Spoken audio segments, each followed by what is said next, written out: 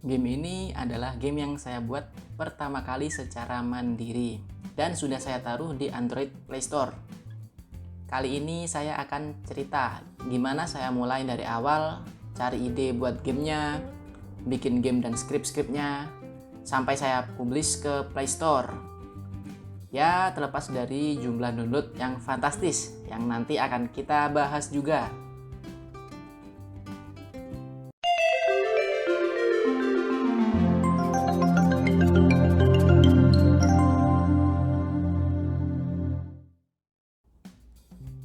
Halo semua, kali ini saya akan ceritain gimana saya bisa bikin game dari awal.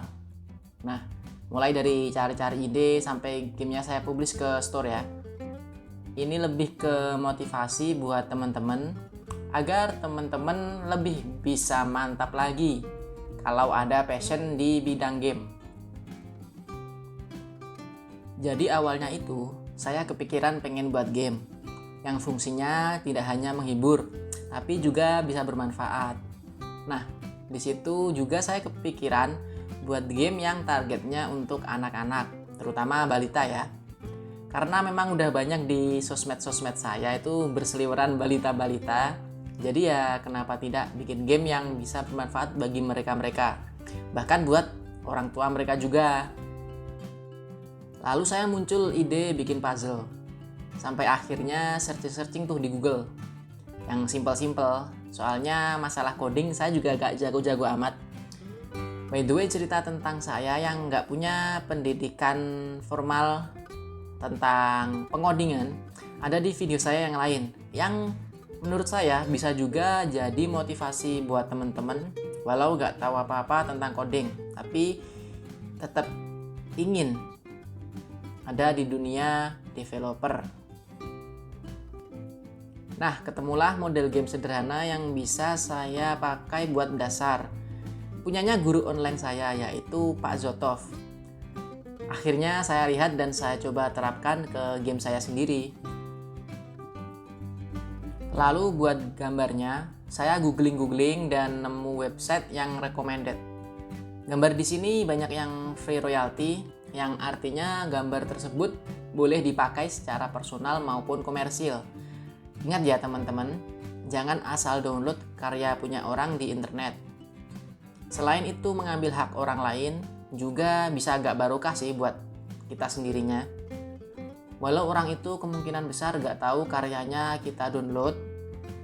Dan akhirnya ketemu situs ini. Gambar-gambarnya bebas buat kita pakai secara personal maupun buat proyekan kita yang kelak bila ingin dikomersilkan juga oke. Lalu muncul pertanyaan, gimana ya biar game yang dibuat ini gak hanya menghibur, tapi juga bisa bermanfaat. Nah, akhirnya ketemu ide.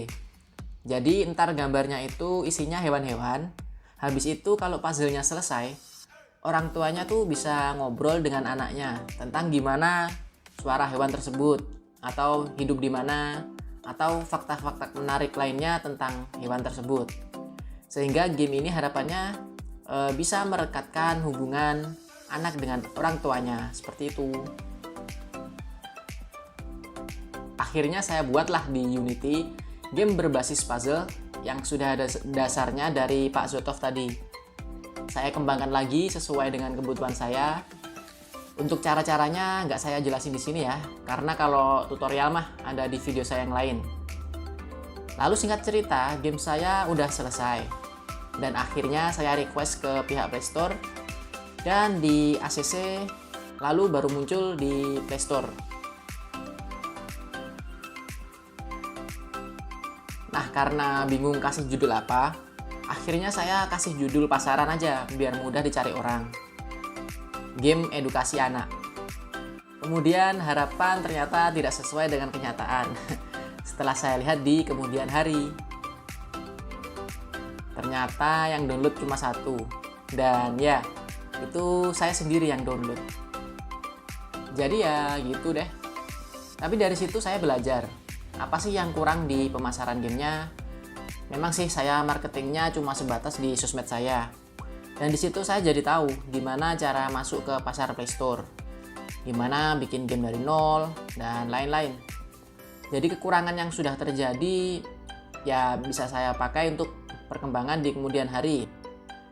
Harapannya buat teman-teman juga agar jadi bisa inspirasi serta motivasi bagi yang pengen bikin game sendiri.